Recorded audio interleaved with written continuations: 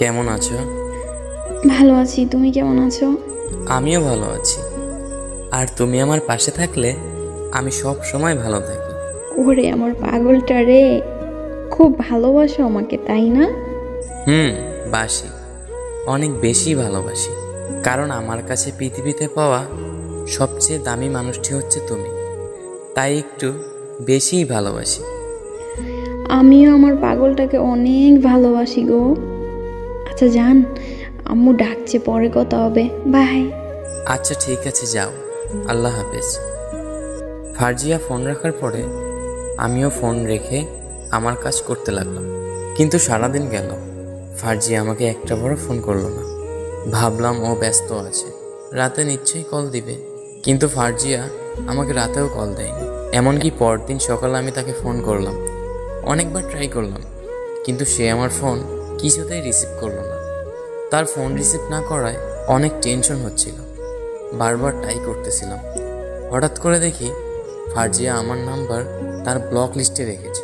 ফারজিয়ার ফোনে আমার number block list বুঝতে পেরে আমি তো অবাক হলাম। অনেক ট্রাই করেও সেদিন তার সাথে আমি কথা বলতে পারিনি। হঠাৎ করে আমার এক বন্ধুর নাম্বার থেকে তাকে আমি ফোন করলাম। হ্যালো। জি, কে বলছেন আপনি? বাহ, আমার ভয়েসটাও চিনো না বুঝি? ও আচ্ছা, রোহান। এতবার ফোন দিচ্ছ কেন? এতবার ফোন দিচ্ছি মানে? কি হয়েছে তোমার? হঠাৎ করে যোগাযোগ বন্ধ করলে কেন? বাসায় কি কোনো সমস্যা হয়েছে?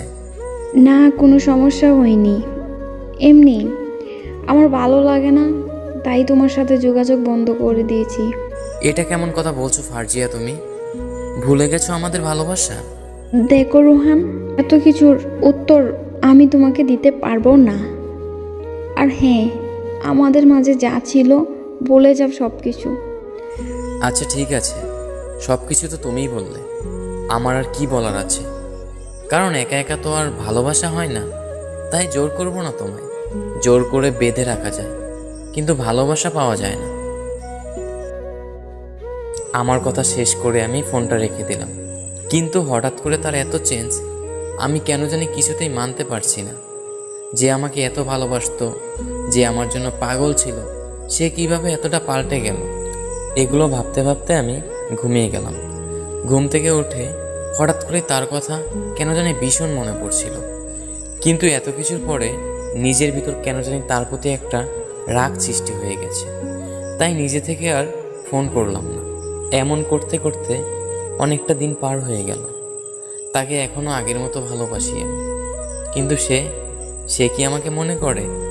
এগুলো ভাবতে ভাবতে হঠাৎ অচেনা নাম্বার থেকে আমার ফোনে একটা ফোন আসলো। কেমন আছো রোহান?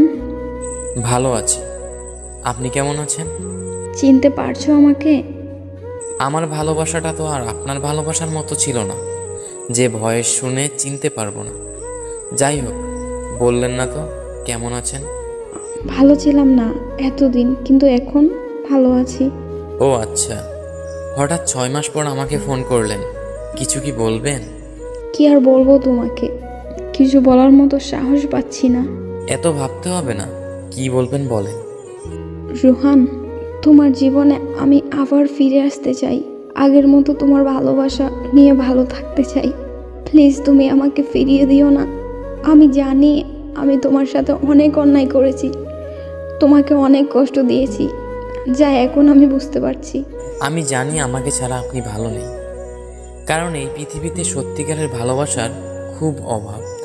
আমার মতো করে আপনাকে কেউ ভালোবাসতে পারেনি, তাই আমার কাছে ফিরে আসা, তাই না? না রোহান, তেমন কিছু না, আমি আমার ভুল বুঝতে পারছি।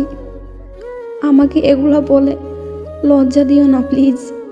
ঠিক আছে, বললাম না কিছু, কারণ কিছু কথা না বলাই ভালো। তবে নতুন করে আপনাকে আর কি মেনে নিব? আমি আগেও আপনাকে যেমন ভালোবাসতাম, এখনও ঠিক তেমনই ভালোবাসি।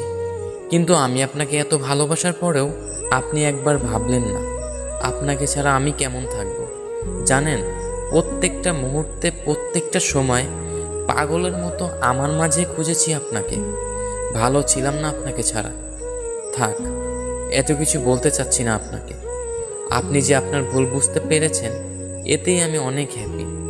আচ্ছা এখন রাখছি, একটু ব্যস্ত আছি, পরে কথা হবে।